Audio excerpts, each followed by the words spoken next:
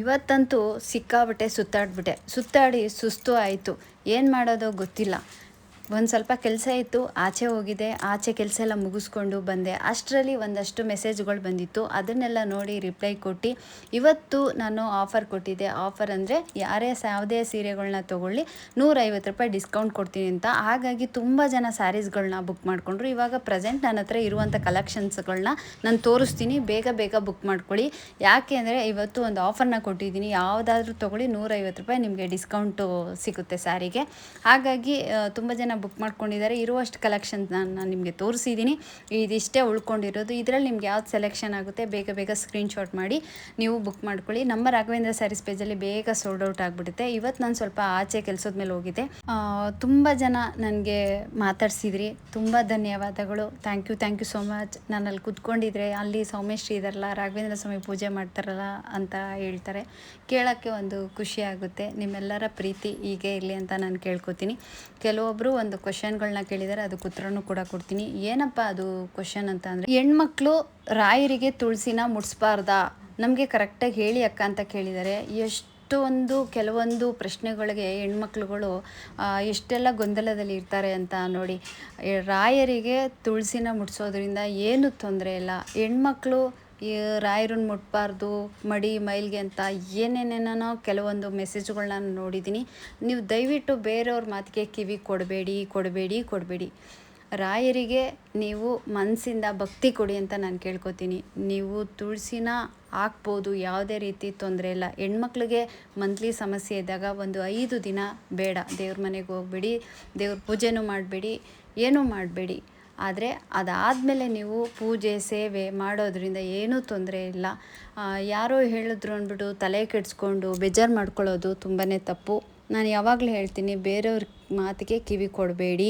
ಮನೇಲಿ ಫೋಟೋ ಇಡಬಾರ್ದಂತೆ, ಏನೋ ಆಗ್ಬಿಡುತ್ತಂತೆ, ಅದೆಲ್ಲ ತಪ್ಪು. ಮತ್ತು ಇನ್ನೊಂದು ಹೆಣ್ಮಗಳು ನನಗೆ ವಾಯ್ಸ್ ಮೆಸೇಜ್ ಕಳಿಸಿದ್ದಾರೆ. ನಾನು 3-4 ವರ್ಷದಿಂದ ಪೂಜೆ ಮಾಡ್ತಾಯಿದ್ದೀನಿ, ನನಗೆ ರಾಯರು ಏನೂ ಮಾಡ್ತಿಲ್ಲ, ಏನೂ ಆಗ್ತಿಲ್ಲ. ಇದು ನಮ್ಮ ಕರ್ಮ. ನಮಗೇನೂ ಆಗ್ತಿಲ್ಲ, ಏನೂ ನಡೀತಿಲ್ಲ ಅಂದಾಗ ನಮ್ಮ ಕರ್ಮ ಕಳಿಬೇಕಲ್ವ. ಅದಕ್ಕೆ ರಾಯರು ಹೊಣೆ ಅಲ್ಲ, ರಾಯರು ಕೊಟ್ಟಿದ್ದಲ್ಲ ಅದು. ರಾಯರು ನಮ್ಮ ಕಷ್ಟಕ್ಕೆ ಯಾವುದಾದ್ರೂ ಒಂದು ರೂಪದಲ್ಲಿ ಪರಿಹಾರ ಕೊಡ್ತಾರೆ, ಒಳ್ಳೆಯದಾಗೇ ಆಗುತ್ತೆ. ನಾವು ಅಲ್ಲಿವರೆಗೂ ವೆಯ್ಟ್ ಮಾಡಬೇಕು. ಇವಾಗ ನಾವು ಆಪ್ರೇಷನ್ ಮಾಡಿಸ್ಕೋತೀವಿ, ಆಪ್ರೇಷನ್ ಮಾಡಿಸ್ಕೊಂಡಿದ್ದ ತಕ್ಷಣ ನಾವು ಟಕ್ ಅಂತ ಹೇಳಲ್ಲ. ಅವತ್ತು ಇಡೀ ದಿನ ನಮಗೆ ನೋವಿರುತ್ತೆ. ಆಪ್ರೇಷನ್ ಆದಾಗ ಇಡೀ ದಿನ ನೋವುಗಳಿರುತ್ತೆ, ಎಷ್ಟೆಷ್ಟೆಲ್ಲ ಸಂಕಟಗಳಿರುತ್ತೆ. ಅದಾದಮೇಲೆ ದಿನ ಕಳೀತಾ ಗಾಯ ವಾಸಿ ಆಗ್ತಾ ನಾವು ಕೂಡ ಆ್ಯಕ್ಟಿವ್ ಆಗ್ತೀವಿ, ಗಾಯ ವಾಸಿ ಆಗುತ್ತೆ. ಎಲ್ಲ ಚೆನ್ನಾಗಾದ್ರೂ ಎಲ್ಲೋ ಒಂದು ಕಡೆ ನಮ್ಗೆ ಆಪ್ರೇಷನ್ ಆಗಿರೋ ಜಾಗದಲ್ಲಿ ಸ್ವಲ್ಪ ನೋವು ಇರುತ್ತಲ್ವ.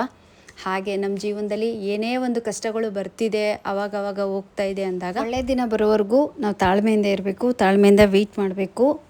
ನಾಳೆನೇ ಆಗಬೇಕು ಅಂದರೆ ಏನೂ ಆಗಲ್ಲ. ಅದಕ್ಕೆಲ್ಲ ದೇವ್ರ ಮೇಲೆ ದೂರೋದೆಲ್ಲ ತಪ್ಪು. ದೇವ್ರ ಮೇಲೆ ಯಾವುದೇ ಕಾರಣಕ್ಕೂ ದೂರಬಾರ್ದು. ನಾವು ಮನುಷ್ಯರಾಗಿ ಹುಟ್ಟಿದ್ದೀವಿ ಅಂದಮೇಲೆ ನಮಗೆ ಹುಟ್ಟು ಖಚಿತ, ಸಾವು ಖಚಿತ. ಅದ್ರ ಮಧ್ಯೆ ಇದೆಲ್ಲ ಬಂದು ಹೋಗುತ್ತೆ. ಇದಕ್ಕೆಲ್ಲ ನಾವು ಅಡ್ಜಸ್ಟ್ಮೆಂಟ್ ಆಗಬೇಕು. ಕೆಲವೊಂದು ಸಲ ಕೆಲವೊಂದು ಘಟನೆಗಳು ನಡೆಯುತ್ತೆ, ಅದಕ್ಕೆಲ್ಲ ದೇವರು ಕಾರಣ ಆಗಿರಲ್ಲ. ನಮ್ಮ ಮನೆ ಬರದಲ್ಲಿ ಏನು ನಡಿಬೇಕು ಅದು ನಡೆಯುತ್ತೆ. ಯಾವ ಜನ್ಮದ ಕರ್ಮನೋ ಏನೋ ಇರುತ್ತೆ, ಅದನ್ನೆಲ್ಲ ಈ ಜನ್ಮದಲ್ಲಿ ನಾವು ಅನುಭವಿಸ್ಬೇಕು. ಅದನ್ನೆಲ್ಲ ನೋಡದೆ ನಾವು ಹೋಗೋಕ್ಕೆ ಆಗಲ್ಲ. ಹಿಂದೆ ಎಲ್ಲ ಏನಾದರೂ ತಂದೆ ತಾಯಿಗಳು ತಪ್ಪು ಮಾಡಿದ್ದು ಮಕ್ಳಿಗಿತ್ತಂತೆ. ಇವಾಗ ಹಂಗಲ್ಲ. ಯಾರು ತಪ್ಪು ಮಾಡ್ತಾರೆ ಅವ್ರಿಗೇ ಅವರು ಬದುಕಿದಂಗೆ ಇಲ್ಲೇ ಅನುಭವಿಸ್ಬಿಟ್ಟು ಹೋಗಬೇಕು. ಹಾಗೆ ನಮ್ಮದು ಯಾವುದೋ ಒಂದು ಪಾಪ ಜನ್ಮದ ಕರ್ಮ ಈ ಜನ್ಮದಲ್ಲಿ ನಾವು ಅನುಭವಿಸ್ತಾ ಇದ್ದೀವಿ. ಅದಕ್ಕೆ ದೇವರು ಯಾವುದೇ ಕಾರಣಕ್ಕೂ ಹೊಣೆ ಆಗಲ್ಲ. ಎಲ್ಲದಕ್ಕೂ ಒಳ್ಳೆಯ ದಿನ ಬರಬೇಕು. ಕಣ್ಣೀರು ಹಾಕೋದ್ರಿಂದ, ಯೋಚನೆ ಮಾಡೋದ್ರಿಂದ ಏನೂ ಆಗಲ್ಲ.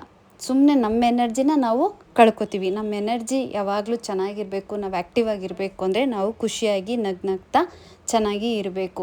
ಏನೇ ಬರಲಿ ಸಮಸ್ಯೆ ಎಲ್ಲವನ್ನು ಬಿಟ್ಟಾಕ್ಬಿಟ್ಟು ಹೋಗಬೇಕು. ಒಂದಷ್ಟು ನನಗೆ ಗೊತ್ತಿರೋ ವಿಷಯಗಳನ್ನ ತಿಳಿಸಿದ್ದೀನಿ. ತಪ್ಪಾಗಿ ಮಾತಾಡಿದರೆ ದಯವಿಟ್ಟು ಕ್ಷಮೆ ಇರಲಿ. ರಾಯರಿ.